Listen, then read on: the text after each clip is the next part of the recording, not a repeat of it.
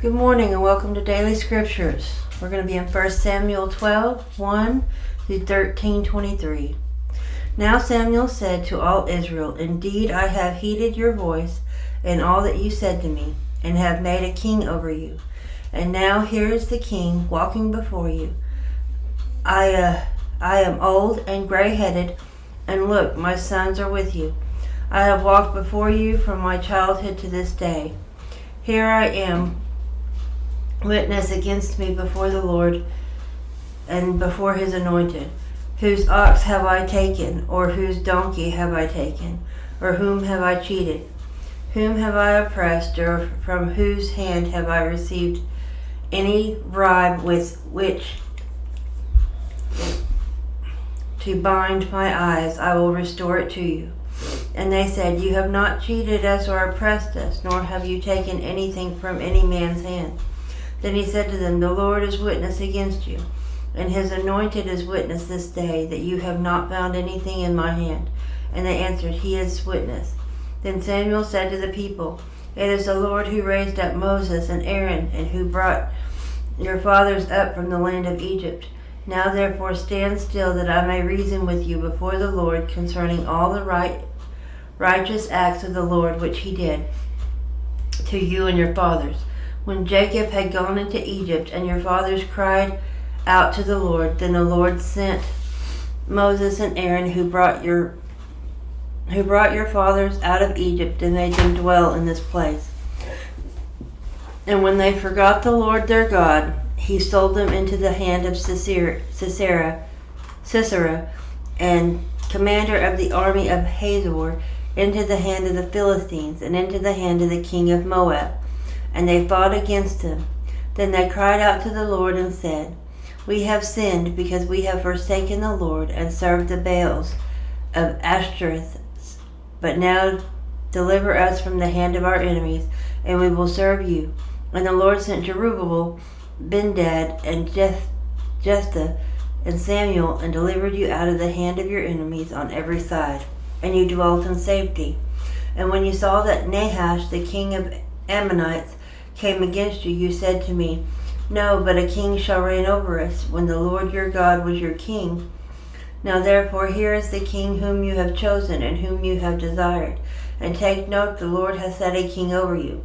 If you fear the Lord and serve him and obey his voice, and do not rebel against the commandment of the Lord, then both you and the king who reigns over you will continue following the Lord your God. However, if you do not obey the voice of the Lord, but rebel against the commandment of the Lord, then the hand of the Lord will be against you, as it was against your fathers. Now therefore stand and see this great thing which the Lord will do before your eyes. Is today not the wheat harvest? I will call to the Lord, and he will send thunder and rain, that you may perceive and see that your wickedness is great, which you have done in the sight of the Lord, and asking a king for yourselves." So Samuel called to the Lord, and the Lord sent thunder and rain that day, and all the people greatly feared the Lord and Samuel. And all the people said to Samuel, "Pray for your servants to the Lord your God, that we may not die, for we have added to all our sins the evil of asking a king for ourselves." Then Samuel said to the people, "Do not fear. You have done all this wickedness, yet you do not turn aside from following the Lord, but serve the Lord with all your heart. And do not turn aside, for then you would go after empty things which cannot profit or deliver, for they are nothing. For the Lord will not forsake his people, for his great name's sake, because it has pleased the Lord to make you his people. Moreover, as for me, far be it from me that I should sin against the Lord in ceasing to pray for you. But I will teach you the good and the right way. Only fear the Lord and serve him in truth with all your heart, for consider what great things he has done for you. But if you still do wickedly, you shall be swept away, both you and your king." Saul reigned 1 year, and when he had reigned 2 years over Israel, Saul chose for himself 3,000 men of Israel.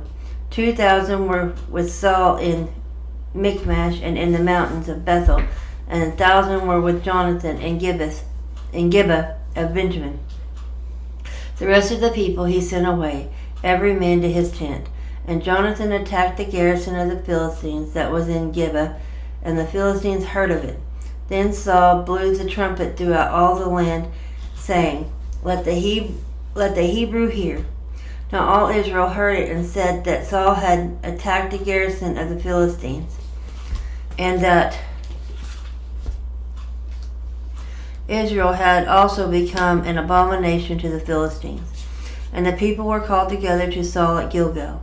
Then the Philistines gathered together to fight with Israel, 30,000 chariots and 6,000 horsemen, and people at the sand which is on the seashore in the multitude. And they came up and encamped in Michmash to the east of Bethaven.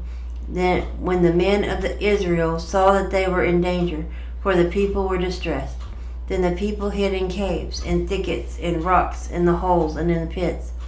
And some of the Hebrews crossed over the Jordan to the land of Gad and Gilead. As for Saul, he was still in Gilgal, and all the people followed him trembling. Then he waited 7 days according to the time set by Samuel. But Samuel did not come to Gilgal. The people were scattered from him. So Saul said, Bring a burnt offering and peace offering here to me. And he offered the burnt offering. Now it happened as soon as he had finished presenting the burnt offering that Samuel came, and Saul went out to meet him, that he might greet him. And Samuel said, What have you done? Saul said, When I saw the people were scattered from me, that you did not come within the days appointed, and that the Philistines gathered together at Michmash, then I said, The Philistines will now come down on me at Gilgal, and I have not made supplication to the Lord. Therefore I felt compelled and offered a burnt offering. And Samuel said to Saul, You have done foolishly. You have not kept the commandment of the Lord your God, which he commanded you. For now the Lord would have established your kingdom over Israel forever. But now your kingdom shall not continue. The Lord has sought for himself a man after his own heart, and the Lord has commanded him to be commander over his people, because you have not kept what the Lord had commanded you. Then Samuel arose and went up from Gilgal to Gibeah of Benjamin. And Saul numbered the people present with him about 600 men. Saul, Jonathan his son, and the people present with them remained in Gibeah of Benjamin. But the Philistines encamped in Michmash. Then raiders came out of the camp of the Philistines in 3 companies. One company turned into the road of Ophrah to the land of Shual. Another company turned to the road of Beth-horon, and another company turned to the road of the border that overlooks the valley of Zebum, toward the wilderness. Now there was no blacksmith to be found throughout the land of Israel, for the Philistines said, Lest the Hebrews make swords or spears, but all the Israelites would go down to the Philistines to sharpen each man's plowshare, his mattock, his axe, and his sickle. And the charge for a sharpening was a pim for the plowshares, the mattocks, the forks, the axes, to set the points of the goads. So it came about on the day of battle that there was neither sword nor spear found in the hand of any of the people who were with Saul and Jonathan, but they were found with Saul and Jonathan his son. And the garrison of the Philistines went out to the pass of Michmash. Psalms 56, 1 through 13. Be merciful to me, O God, for man would swallow me up. Fighting all day, he oppresses me. My enemies would hound me all day, for there are many who fight against me, O Most High. Whenever I'm afraid, I will trust in you. In God I will praise his word. In God I have put my trust. I will not fear. What can flesh do to me? All day they twist my words. All their thoughts are against me for evil. They gather together. They hide. They mark my steps. When they lie in wait for my life, shall they escape my iniquity? In anger cast down the peoples, O God. You number my wanderings. put my tears to your bottle? Are they not in your book when I cry to you? Then my enemies will turn back. This I know, because God is for me. In God I will praise his word. In God I will praise his word. In the Lord I will praise his word. In God I have put my trust. I will not be afraid. What can man do to me? Vows made to you are binding upon me, O God. I will render praises to you, for you have delivered my soul from death. Have you not kept my feet from falling, that I may walk before God in the light of the living? Proverbs 15:21-23. Folly is joy to him who is destitute of discernment. When a man of understanding walks uprightly, without counsel, plans go awry, but in the multitude of counselors they are established. A man has joy by the answer of his mouth, and a word spoken is due season. How good it is. Luke 22:47-71. And while he was still speaking, behold, a multitude, and he who was called Judas, one of the 12, went before them and drew near to Jesus to kiss him. But Jesus said to him, Judas, are you betraying the Son of Man with a kiss? When those around him saw what was going to happen, they said to him, Lord, shall we strike with the sword? And one of them struck the servant of the high priest and cut off his ear. But Jesus answered and said, permit even this. And he touched his ear and healed him. Then Jesus said to the chief priests, captains of the temple, and the elders who had come to him, have you come out as against a robber with swords and clubs? When I was with you daily in the temple, you did not try to seize me. But this is your hour and the power of darkness.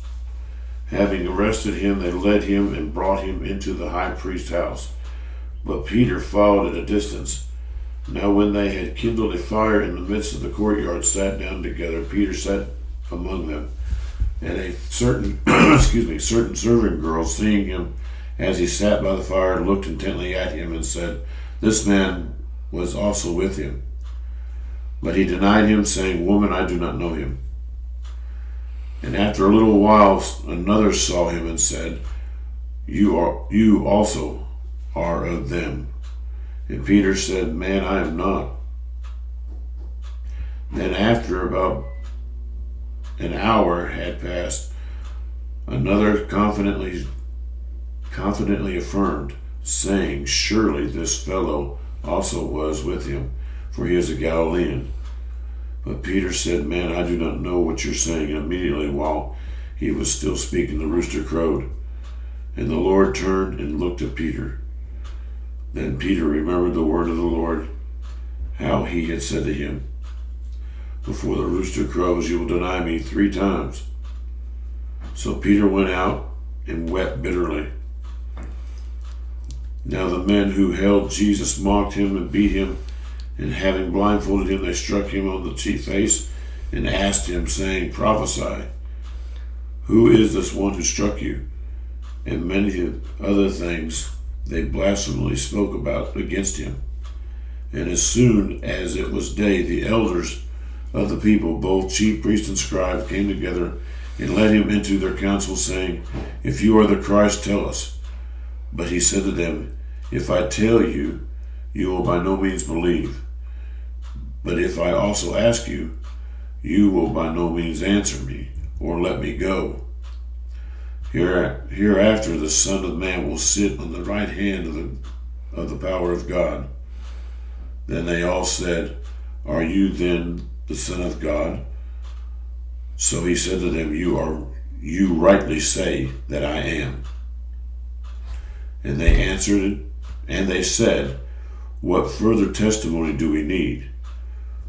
For we have heard it ourselves from his own mouth. Thank you for being with us, folks, and we'll see you tomorrow.